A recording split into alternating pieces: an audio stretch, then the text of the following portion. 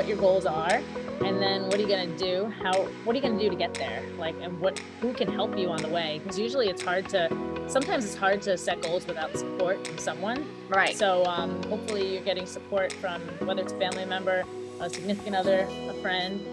It's important to find that person that supports you, and have them help to hold you accountable also. And then if you need like an outside source, like you need maybe a coach or someone, mindset coach, a strength coach, a business coach, anything, if that's going to help you, go for it, and you got see what happens. Yeah. Hello, it's Amy Calandrino here, and coming to you with the latest Performance Mindset podcast. As you know, the podcast exists to introduce you to some of the top inspirational, influential leaders that I've met along the way, doing commercial real estate for business owners and for investors. So today I got Erica Weitz with me, and she's with Exclusive Endurance, and she works with all levels of athletes, from elite athletes and all the way to those that are just getting started along their way. That's right. Thanks, Amy. Thanks so much for having me on here. And, you've been doing this for a number of years, and we want to talk about your journey, and especially you've had to maintain such a performance mindset to succeed. And so I thought it'd be awesome to have you here. So thanks, Amy. So let's go ahead, and I'm kind of look here so maybe everybody gets to see me, and from time to time look over at Erica. But let's start from the beginning. How did you decide to start Exclusive Endurance? Oh my gosh. Well, I've always wanted to have my own business. And I wasn't sure in what capacity. I thought I wanted to own a gym. So I even shadowed my friends who own gyms and stuff. And then I worked as a teacher, and I kind of like craved time freedom, and I wanted to be able to have like unlimited potential, and definitely do something involving coaching, because I was already coaching high school. So actually I was applying for jobs at the time, and I met my coach, and I found out that he was a full-time coach, and I was like, wow, that's so cool. You do that full time? Because I had already coached like maybe 5 to 7 athletes on the side. Who just asked me to coach them. And so like, I just gave him a really good price. I'm like, I don't know what to, but I knew how to coach them. So I was like, okay, well, I already have a couple athletes. Let me see, I'll put out like a Instagram post and see if I can get some more. So I put one out like saying that I'm looking for new clients. If anyone's looking to up their running game, or they want to get faster, or they want to even start running, to give me a holler. And I had like 7 new clients in a week. And I was like, oh my gosh, this could maybe be something. And I was really excited. And then I remember it's a whole nother story about that. But when I finally got to the point where I could pay my bills with my coaching income, I was like, all right, this could be something. Then I just continued to build from there. Yeah. And you've systematized, and we'll talk a little bit about that, and how she's built her business and systematized it at different like levels, and talk a little bit more about the business along the way. But like, let's talk about, because you train as an athlete, right? So what differentiates you is you're constantly competing, but then you're also having to coach your client and all that. So what's your typical day look like? Yeah, well, it's kind of like every Monday is my off running day. So that's like my big work day, my big training plan day, where I kind of go through like all the training plans in detail. And I'm able to like map out some of my athletes' training plans for the entire week, some of them for a couple of days, depends on, where they're at. So that's like my big work day. And then like, I'm continuing to work throughout the week, but, I would say like, I'm sitting down for like 6 to 8 hours, maybe even more, but I'll try to take breaks in between.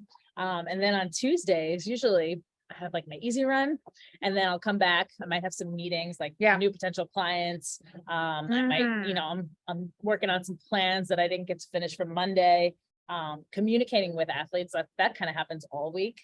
Because I usually, depending on what level plan I have them on, I try to check in with them like at least once or twice or even more times a week. Yeah. So I'm checking in throughout the day. I try not to do too much at night, but like, I'm so dedicated to my athletes that like when I get a message from them, like, message them back right away. So that's like hard having that work-life balance, I guess, sometimes. Yeah. But because things pop up. Exactly. I'm sorry, I have a hairline fracture on my toe. And that's important. I'm like, if you get injured, you tell me right away. If something's not right, like, let me know. Because I can stop my life for that.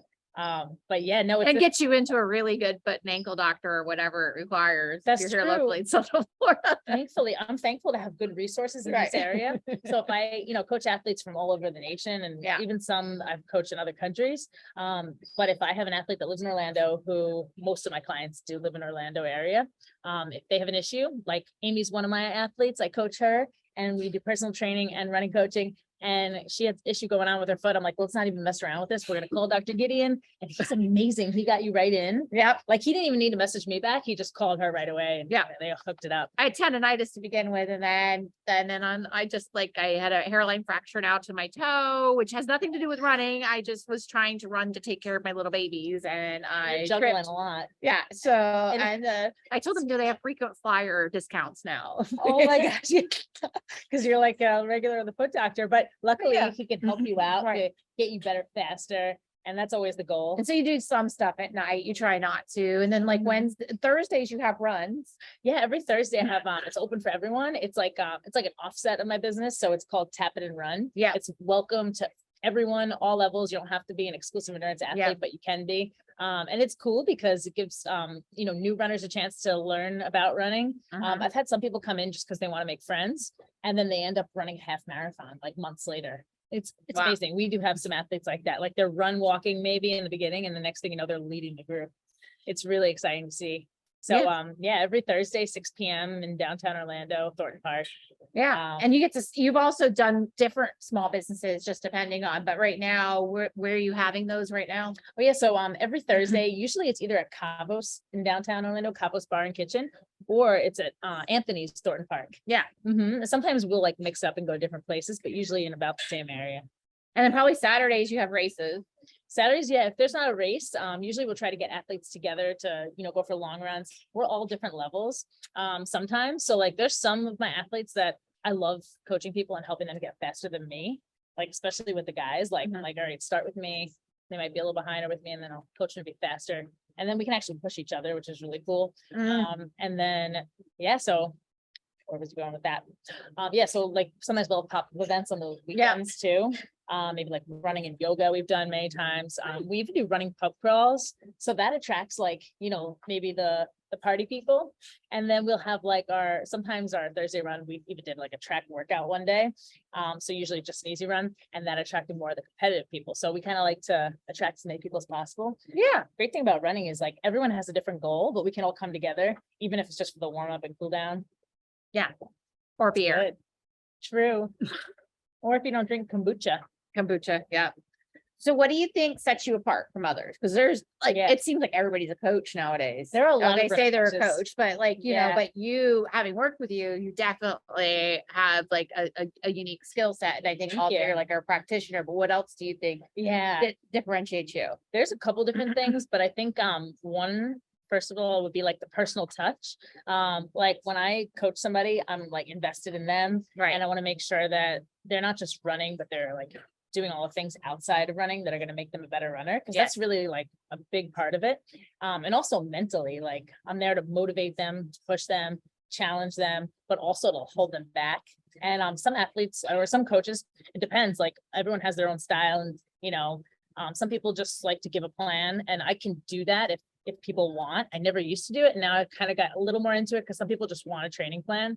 But if I'm more about like the actual coaching, like holding them accountable, changing it if I need to for them, like if it's too easy, if it's too hard, if they're not feeling that great, at least I know how they're feeling so I can adjust it. Right. Because things aren't always going to go according to plan. Right. So like, that's why I usually only map out like 1 week at a time normally. But then I do have a cool option where I can map it out 1 month at a time.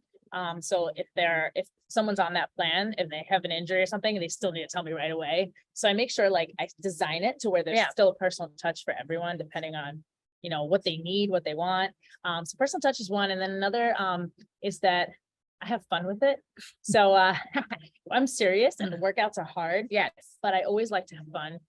So that's why we have our fun run to kind of like bring the fun into it. And also if you're not enjoying it, it's just not worth it, Right. So you have to really enjoy it, and running is tough in the beginning. And, if you're coming back from an injury or a setback, or like you're just upping you're trying to, build mileage. it's hard. So I try to keep it fun and light. And then, yeah, I guess that would be the main thing, personal touch and keeping it fun. And also just making sure that I'm like really communicating with the athletes and seeing what works well, what doesn't work. I might want someone to run like 6 or 7 days a week, not 7, 6, usually 5. But if they want to do 4, if that works best for them, or 3, or if they have a time crunch, like I gotta make it work with their life too. Yeah. So it's not about what I want. It's really about what the athlete wants. Well, you don't want to break someone too. Like they just can't fit something in. They can't. Like, and it's more about like making progress. Yeah. And I always tell people less is more too. Yes. Like sometimes it's cool to overload somebody and then underload them and see what they can do. But really, if you're gonna go with less or more, I would choose less. Yeah. Because then it's better to be undertrained than overtrained if you have to pick one. Yeah. And actually, bonus question for like anybody, and it's not for this way for if you're actually watching the video and you live here in Orlando, if you message me, I will give away up to 5 copies of my book. If you're watching the video and you can tell us where we are. It'd be kind of funny to know if you really work out a lot. So that's the only hint that I will give. So I still need to read your book. Oh, with the one book I like is the Who Not How is the book I'll give out. Sweet. That's a good deal. Oh, yeah. So, Nice. but this is not your first business that you've had. You've had other businesses. So, tell us about your first entree into entrepreneurship. Oh my gosh, it's so funny. And some people might not see it as this, but I do. When I was I must have been like under 10 years old. And I would set up like little lemonade stands. My brother would do it too with me. He was like 3 years younger than me, but he was always really, really smart. So, he always tried to act like my older brother, even though he's my younger brother.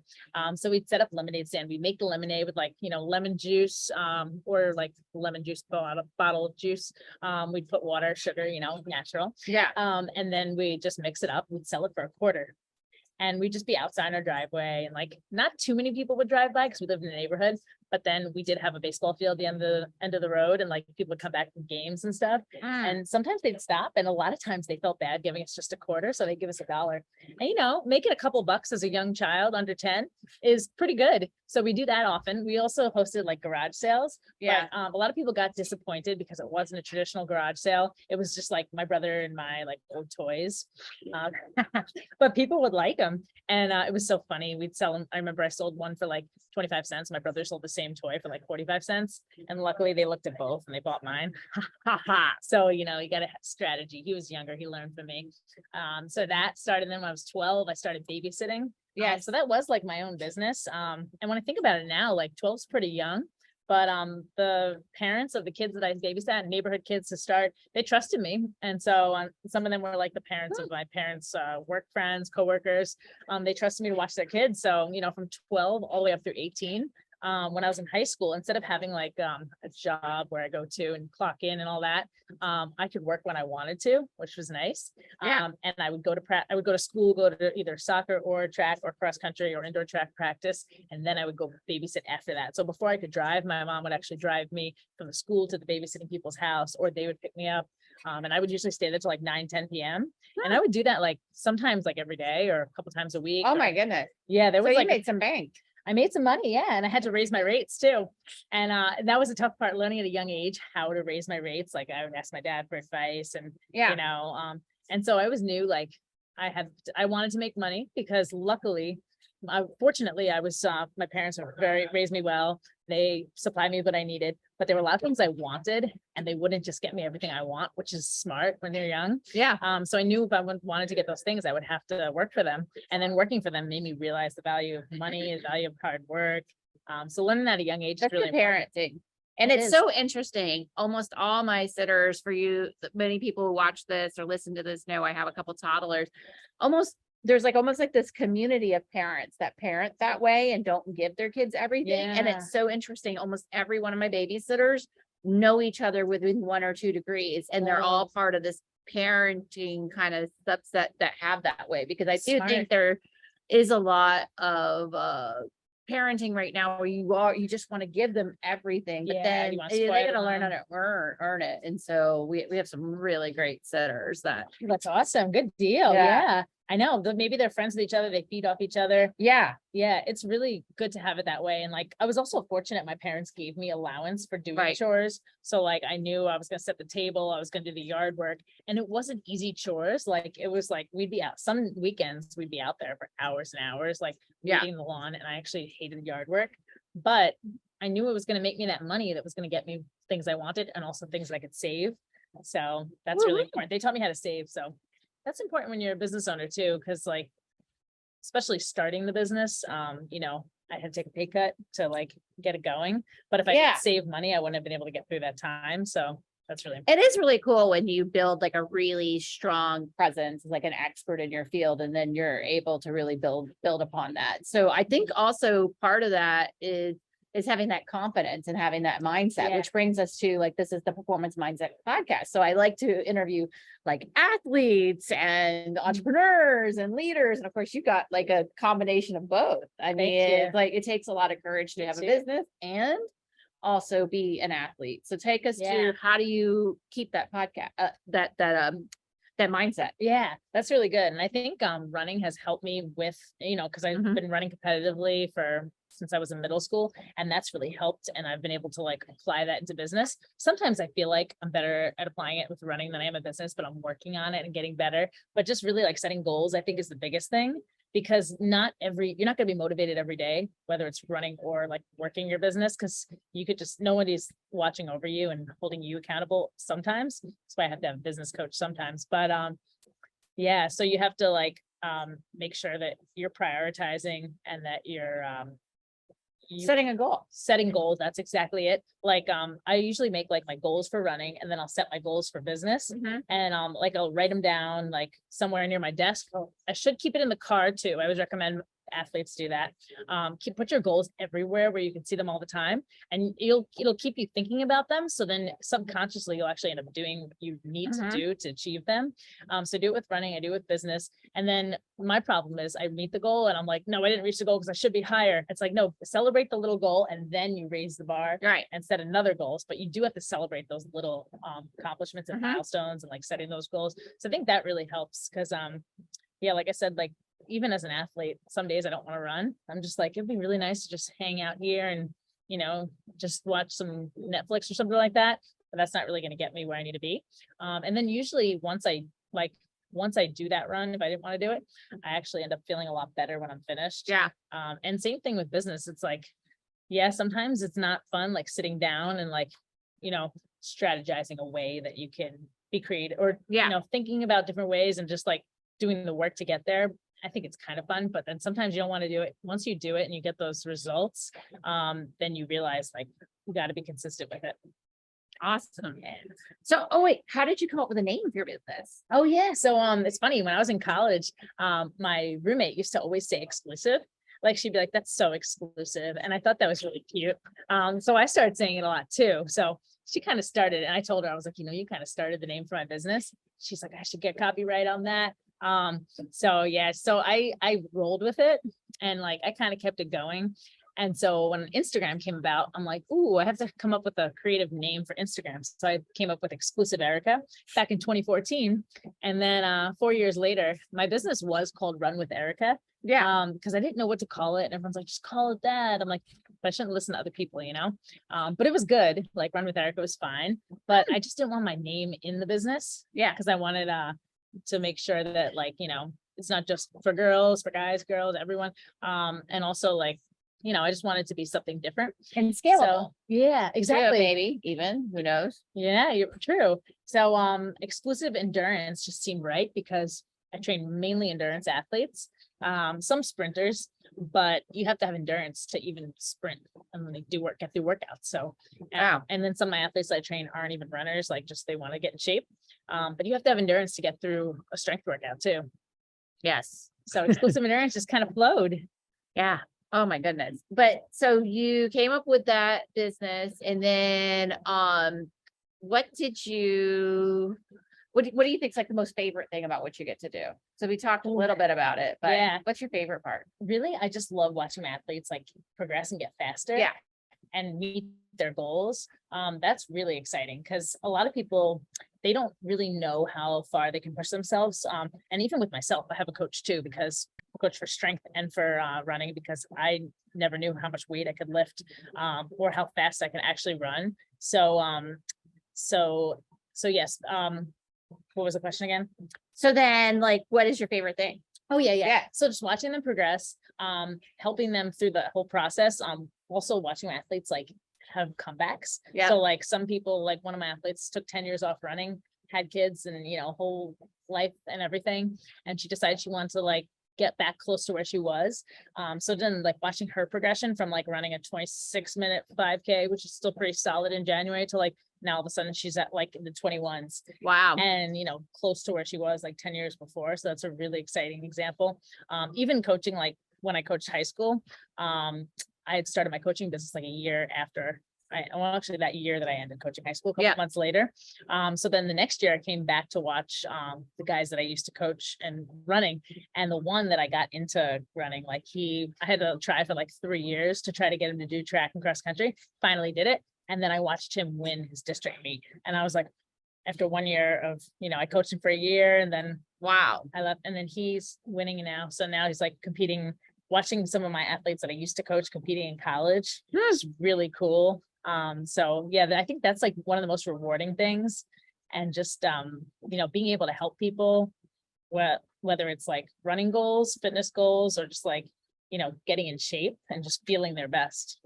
You get to have an impact, I think about too, like I've been able to interns or different people, and you watch them like develop and like their journeys in life. And it's so amazing. It's amazing. And it helps them with life too, I think. Cause like if you can discipline yourself to do the work it takes to get to reach a certain goal, you can apply that to other things. Like, yes. So it's really nice. Now, stress has become an inevitable part of our lives through like everything that's going on. Like, what are some of your tips for dealing with that? Yeah, well, that's true. And as much as we don't want to get stressed out, it happens with all of us. And if I have like a really busy stacked day of like meetings on, trainings and this and that, I do get a little stressed sometimes. So like going for the run before the day starts is always helpful. When I run, it like helps me relax, clear my mind. I noticed that on days when I do hard workouts or long runs, I feel way more relaxed. Yes. So if I can like schedule my meetings around those days, that would be really good. And then also just making sure I'm getting enough sleep. Yes. I never got enough sleep until this year. It's wild. And I feel so much better now than I have in the past. I can get away with it. When you're young, you get away with not sleeping. So I think, how did you make yourself start sleeping more? Oh my gosh, literally, I just let myself sleep in a lot to start, because it's hard to get sleep earlier. And then I gradually worked on like with the time change, it helps a lot, but just getting to sleep a little bit earlier. Yeah. And also tracking sleep on the Garmin, that really helps. Because then it's like a competition with myself. I'm like, ooh, how much sleep did I get last night? Some nights like 10 hours now, 9:40. Now I don't have kids either, so that's helpful, but you have children, so I don't, and you make it all work with your business and training, and it's wild. I'm very proud of myself. I went to bed at 8:30 last night, and aside from my daughter waking me up in the middle of the night, I slept till like 6:30. So that's the secret. You have to go sleep early, because if you put them to sleep early, then you go sleep like right after, right? Yeah, that's what I did. I went gosh. to sleep right after them. I was just like, I need some sleep. You're That's very so proud of me. I ate broccoli and zucchini last night. Woo, go baby. It's like heaven. I love that. Put some good salt on it. Yeah. Yeah. I'm all about the salt. Salt is good for you too. Yes. I love I that. did the Celtic sea salt. Did you ever do that? That's good for you. And Yeah. also Redmond's real salt. It's like ancient salt. That's what they call it. I just recently got it. I've not had that. Has iodine in it too, which is really good. Oh, we'll have Yeah. to do a link for it or something. Right, we will. That's awesome. But yeah, stress is just I think sleeping well, and I've been working on meditating. That's really tough, but it really does help. Like just setting time to just like relax and just just focus on breathing, because I was noticing my heart rate was getting really high, like resting heart rate. And I'm like, it's usually really low as a runner, but when I meditate, it gets lower. And just doing it every day, just like you do with running or with working your business. Yeah. Well, let me think. What has been, oh, you want to talk about your most important mentor? Oh, So yeah. who's been there for you It's and helped you? Funny when you asked that, I was thinking about like all the business mentors I've had since I started. And I went through like a number of different business coaches. It was very interesting. But I would have to say the one that made the most impact on me, his name is Jamie Miller. And I hope he's watching this right now. I'm gonna tell him about this podcast. Yeah. And he is from England. And I met him at the gym and he sounded very interesting. And he was talking to my friend about how to do an exercise or something. And the next thing you know, I find out he's a communications coach. And I'm like, oh my gosh, that's so interesting. I need that because basically as a running coach, I'm also a salesperson in a way. Yeah. So like most people that come for running coaching, you don't need to like talk them into it. They want a coach that's going to help them and hold them accountable. But other people like don't realize that a running coach could help them. So like in the beginning, I was kind of like, oh, how do I talk to people and the sales? How do I close a client? And so he would teach me about asking questions. The Art of Conscious Communication is a book that he wrote. So I read that. And he talks about like, just if you can communicate with someone, you can basically convince them of anything, but like in a good way. Like, having a running coach is beneficial, but if I tell them it's beneficial, they may not listen. Like, oh yeah, that's what you say. But if you ask them questions and like, find out why they want to get in shape, what their goals are, kind of listen more and ask more questions, then they end up telling you why they need a running coach. And then you're like, oh, I've already done that before and I'd be happy to help you. That's the same way I actually do my interviews. So you probably understand that whole thing. I understand it. It's actually very similar to Jeb Blunt, and he owns a sales company called like Sales Gravy. Oh, And he's one of the top like people, but a lot of it is just asking all the right questions instead of so many salespeople go in and they're like, oh, that's an interesting lamp over there. And they do all these like normal, like it's What just you very think run you of should mill. do. Yeah. Like a lot of smoozing with Yeah, people. yeah. And then like, just trying to butter them up and then telling them like how important you are. But I think like what's more important is to like step back and say like, okay, what is it that you're looking for? Like, how can I help you? Because also maybe you find out actually you're not the right fit. Like sometimes people are like, oh, I need commercial real estate help. And then I find out they want to sell an orange grove. And I'm like, I don't do orange groves. That's But if cool. like I jumped in right away, like trying to sell someone, then but I think, finding out what do they want? What do they need? And like, can you help them? And if you can help them, then it's just done. True. Because unfortunately, like we can't help everyone in our business, like as much as we'd like to. And I had to learn that the hard way too, because I used to want to coach everyone. But then like, through asking questions, you find out what they really want, but also do you actually want to work with them? And are they coachable? I've had to refer people out to other coaches because, it just doesn't work for everyone. Yeah. Very interesting. And then what is there anything that you consider the most important lesson of your career or even in like running? Oh, okay. Let's see. Most important lesson. Wow. That's a heavy question, but I would have to say, just believe in yourself. Really, that's the most important thing. And don't put, and this is like a big thing recently that I've been working on, is to not put too much pressure on yourself. Like to just like keep it light, have fun. Not everyone is as smiley as us, but if you give a good smile and just keep it, and just remember that someone's facial expression does not mean anything. Like sometimes we judge, like if we don't know someone, we look at their facial expression and if they don't look happy, then we're like, oh my gosh, we're doing something wrong. So just like, keep it light. Don't put too much pressure on yourself. Like when I used to meet a potential client, I had to remember just to be myself. Because once you like start acting like somebody else, or you get too nervous or something, then it's usually not good. And I used to be shy when I was younger, which is crazy, right? And I think one day I just couldn't stand it anymore. And I was like, I need to talk and I need to get myself out there and make more friends. So it became the opposite of shy. So and then it's just by having fun. And you were shy. Isn't that crazy? Nobody believes it. My maiden name is Guy. And so people used to call me Shy Amy Guy. Oh, so I was a little shy too, but nobody would know that. Oh, you would never guess. This girl right here. She's amazing.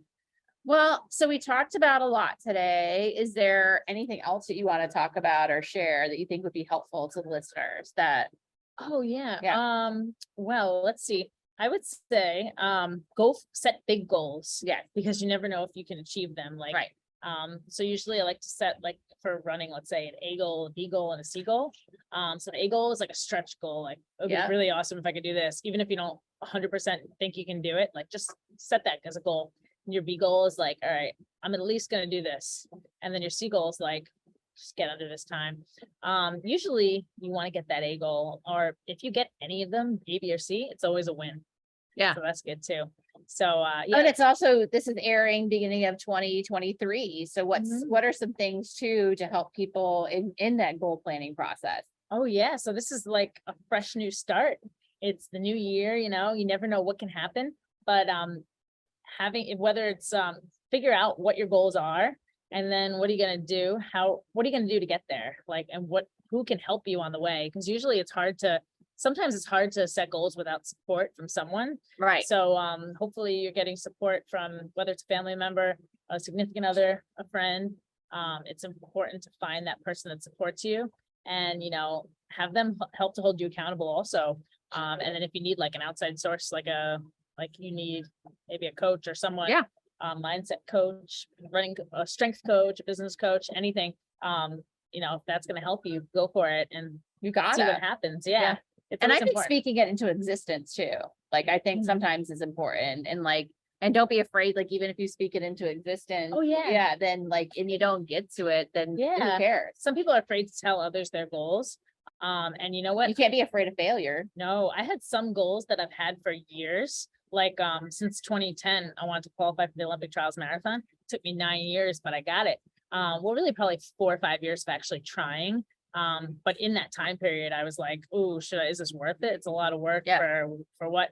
But I think starting my business actually helped me push closer towards that goal, because I want to be more credible. Yeah. So like knowing that if I qualified, it'd set one of my dream goals, but I'd also, be more accomplished. So maybe more people would want to work with me as an athlete.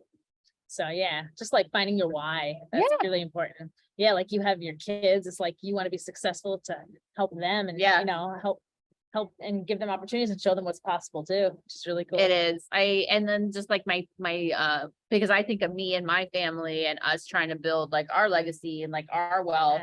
And I want to see the same thing for other business owners, that, wherever they are, to really succeed. And so it's awesome. And then I get to connect with people like Erica's, like, my mindset to business is that you have to have some balance, and it can't just be work. That's and really so important. You gotta be healthy too. Yeah. That's why like taking that pressure off will help too. And like, there was an event that I'm actually helping one of my athletes with, like a trunk show the day before my half marathon. And I was really nervous to say yes to it, because like usually the day before my race, I'm like getting everything ready and like going wild, running around my room, trying to make sure everything's set out. But I'm like, this is actually going to be good for me, because I'll get everything ready way before I need to.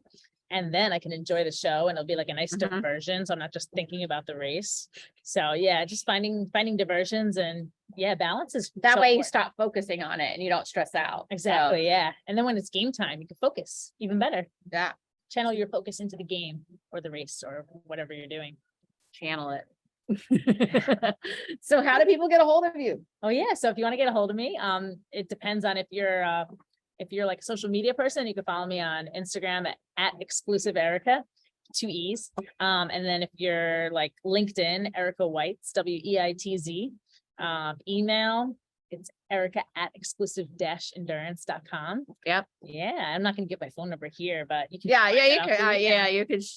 We can look it all up. Yes. Facebook, Erica Weitz, in parentheses, Erica. Yes.